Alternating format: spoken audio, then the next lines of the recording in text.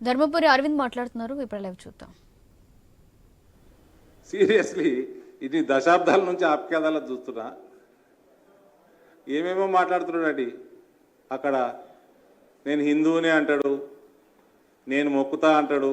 అరే సంతోషం, నువ్వు హిందువు కాదని ఎవరు అన్నారా? కానీ మేము ముస్లింలకు వ్యతిరేకం అంటాడు, కాదంటాడు. ఈ మతాలకు వ్యతిరేకం కాదంటాడు.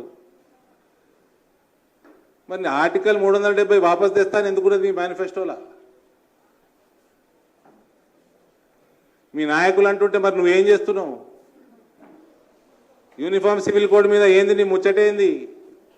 మీ జీవన్ రెడ్డి గారు మీ క్యాండిడేటు, నిజామాబాద్ పార్లమెంట్ క్యాండిడేటు, అదేదో పాకిస్తాన్లో పోయి అడ్రస్ చేసినట్టున్నాయి వీడియోలు కొంచెం మీకు పంపిస్తాం, చూపియటే. అవి ఆజాదీ ఆజాదీ అని కూడా తిరుగుతున్నాడు ఆయన. దేని గురించి ఆజాదీ? సిఏ మీద అభిప్రాయం ఏంది? ఎన్ఆర్సీ మీద అభిప్రాయం ఏంది?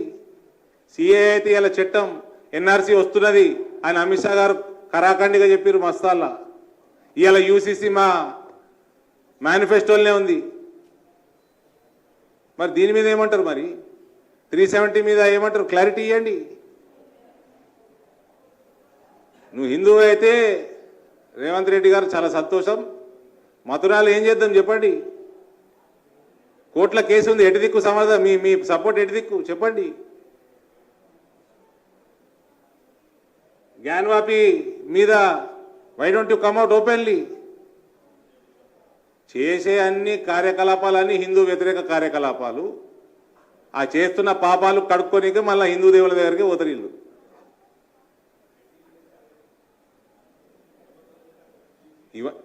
మొత్తం హిందువుల వ్యతిరేకమే అజెండా మొత్తం. ముస్లిం లీగ్ అజెండా లెక్కున్నది ఇలా మేనిఫెస్టో అని ప్రధానమంత్రి గారే అన్నారు.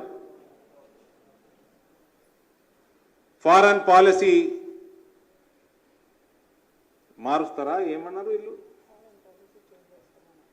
మీరు మీ ఫారెన్ పాలసీ చూసి యాష్టకొచ్చే కదా మిమ్మల్ని ఓడగొట్టింది ప్రజలు. మస్కా కొట్టుడు పోయి అమెరికా రాష్ట్రపతి దగ్గర పోయి ఏడుసుడు ఫారెన్ పాలసీ అవుతుందండి? అమెరికా వచ్చి కాపాడు అది ఫారెన్ పాలసీ? పిఓకేని పాకిస్తాన్కి అప్పయ్యేప్పుడు ఫారెన్ పాలసీయా? ఎల్ఓసీలు ఎల్ఏసీలు క్రియేట్ చేసుడు ఫారెన్ పాలసీయా?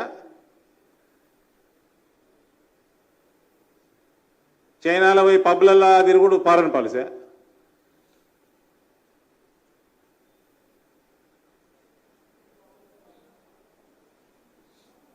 అందుకే చెప్తున్నా మిత్రుడికి, ఇంత సమర్థత ఉన్నది నీకు, అది కూడా వీక్తుంది ఆయన ఆ కాంగ్రెస్ పార్టీలు ఉంటే.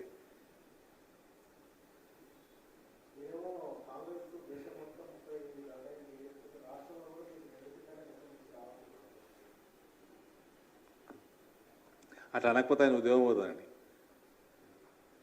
అట్లా అనకపోతే ఆయనకు ఉద్యోగం పోతుంది. అట్లా అంటున్నాడు. మరి మీరే అంటున్నారు ఆయన బీజేపీలోకి వస్తారంటారు. మీడియాలో చూస్తూ ఉన్నా, సోషల్ మీడియాలో చూస్తూ ఉన్నా, లోక్సభ ఆగానే ముహూర్తం అని.